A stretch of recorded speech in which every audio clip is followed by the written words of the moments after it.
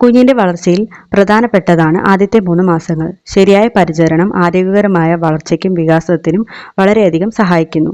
നവജാത ശിശുവിന്റെ വളർച്ചയിൽ അമ്മമാർ ശ്രദ്ധിക്കേണ്ട 10 കാര്യങ്ങൾ എന്തൊക്കെയെന്നതാണ് ഇന്നത്തെ വീഡിയോയിൽ പറയുന്നത്. ഞാൻ ഡോക്ടർ ക്ഷേമ. ആദ്യമായി എൻ്റെ ചാനൽ കാണുന്നവരാണെങ്കിൽ ചാനൽ സബ്സ്ക്രൈബ് ചെയ്യുക.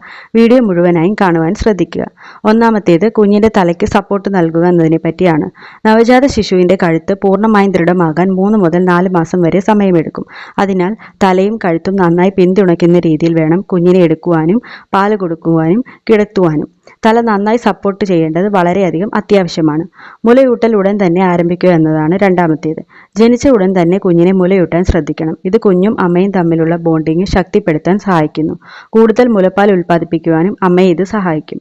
ആദ്യത്തെ 1 മണിക്കൂറിനുള്ളിൽ കൊളസ്ട്രം എന്ന പാല് അമ്മ ഉൽപ്പാദിപ്പിക്കുന്നു. ഇത് കൊടുക്കുന്നത് വഴി കുഞ്ഞിന് രോഗപ്രതിരോധ ശേഷി വർദ്ധിക്കാനും സഹായിക്കുന്നു. മൂന്നാമത്തേത്, എത്ര നേരം എത്ര തവണയാണ് മുലയൂട്ടേണ്ടത്?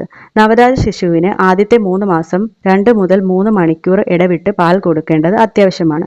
കുട്ടി ഉറങ്ങിപ്പോയാൽ കുട്ടിയെ ഉണർത്തി പാൽ കൊടുക്കുക. 15 മുതൽ 20 മിനിറ്റ് വരെയാണ് പാൽ കൊടുക്കുന്നതിനുള്ള ദൈർഘ്യം. ആദ്യ 3 മാസം 8 മുതൽ 12 തവണ വരെ പാൽ കൊടുക്കുക. കുഞ്ഞിന് ഫോർമുല മിൽക്കാണ് നൽകുന്നതെങ്കിൽ 30 മുതൽ 60 ml, അതായത് 1 മുതൽ 2 ഔൺസ് വരെ നൽകാവുന്നതാണ്. 6 മുതൽ 8 തവണ വരെ നൽകുക. കുഞ്ഞ് നന്നായി 2 മണിക്കൂറൊക്കെ ഉറങ്ങുക. വെയിറ്റ് ക്രമമായി കൂടുക എന്നത് കുഞ്ഞിന് പാല് കിട്ടുന്നു എന്നതിനുള്ള അടയാളമാണ്. നാലാമത്തേത്, നവജാത ശിശുവിനെ കുളിപ്പിക്കേണ്ടത് എങ്ങനെയുള്ളതാണ്. ആദ്യത്തെ 2 മുതൽ 3 ആഴ്ച വരെ കുഞ്ഞിനെ സ്പോഞ്ച് ബാത്തിൽ നൽകേണ്ടത് അത്യാവശ്യമാണ്. അതായത് നനവുള്ള തുണി കൊണ്ട് ഒപ്പി മാത്രം എടുക്കുക. കുഞ്ഞിന്റെ പൊക്കിൾ കൊടി പൂർണ്ണമായും ഉണങ്ങുന്നതിന് ശേഷം മാത്രം കുളിപ്പിച്ചു തുടങ്ങുക. അധികം ചൂടോ തണുത്തതോ ആയ വെള്ളം ഉപയോഗിക്കരുത്. ചെറു ചൂടുവെള്ളം മതിയാകും. കുഞ്ഞിന് ഒരുപാട് രാസവസ്തുക്കൾ അടങ്ങിയ സോപ്പ്, ഷാമ്പു എന്നിവ ഒഴിവാക്കുക. കുളിക്ക് ശേഷം മൈൽഡ് ബേബി ലോഷൻ ഉപയോഗിക്കുക. മൃദുവായ എണ്ണ അല്ലെങ്കിൽ ലൈറ്റ് വെയിറ്റ് ആയുള്ള ബേബി ഓയിൽ, വെളിച്ചെണ്ണ എന്നിവയാണ് ഉപയോഗിക്കേണ്ടത്. അടുത്തത്, കുഞ്ഞിനെ മസാജ് ചെയ്യുന്നത് കൊണ്ടുള്ള ഗുണങ്ങൾ എന്തൊക്കെയെന്നതാണ്. കുഞ്ഞിനെ മസാജ് ചെയ്യുന്നത് വഴി പേശികൾ ശക്തിപ്പെടുത്തുകയും വെയിറ്റ് കൂടുകയും രക്തയോട്ടം വർദ്ധിക്കാനും ഇത് സഹായിക്കുന്നു. അടുത്തത്, കുഞ്ഞിനെ എങ്ങനെ ബർപ്പ് ചെയ്യാം എന്നുള്ളതിനെ പറ്റിയാണ്. നമ്മുടെ നെഞ്ചിലോട്ട് ചേർത്ത് കുഞ്ഞിന്റെ വയറ് ചുമലിൽ തട്ടുന്ന രീതിയിൽ താഴെ നിന്ന് മുകളിലോട്ട് തട്ടുകയോ അമർത്തി തടവുകയോ ചെയ്യാം. അല്ലെങ്കിൽ കാലിൽ കുഞ്ഞിനെ ഇരുത്തി തലയും കഴുത്തും സപ്പോർട്ട് ചെയ്ത് മുതുകിൽ തടവുകയോ തട്ടുകയോ ആവാം. അടുത്തതായിട്ട്, ഇനിയും കുഞ്ഞിനെ കാലിൽ കമഴ്ത്തി കിടത്തി വയറ് നന്നായി അമർത്തി തട്ടുന്നതാണ് ചെയ്യേണ്ടത്. തല ശരീരത്തിന് കുറച്ച് താഴെയാവാനായിട്ട് ശ്രദ്ധിക്കുക. അടുത്തത്, ഡയപ്പർ ഉപയോഗവും ശുചിത്വവും. 4 മുതൽ 6 മണിക്കൂർ ഇടവിട്ട് കുഞ്ഞിന്റെ ഡയപ്പർ മാറ്റുവാനായിട്ട് ശ്രദ്ധിക്കുക. സോഫ്റ്റ് ആയ മെറ്റീരിയൽ ഉപയോഗിച്ചുള്ള ഡയപ്പർ വേണം തിരഞ്ഞെടുക്കാൻ. ഒരുപാട് രാസവസ്തുക്കളോ അലർജി ഉണ്ടാക്കുന്നതോ ആയ ഡയപ്പറുകൾ ഉപയോഗിക്കാതിരിക്കുക.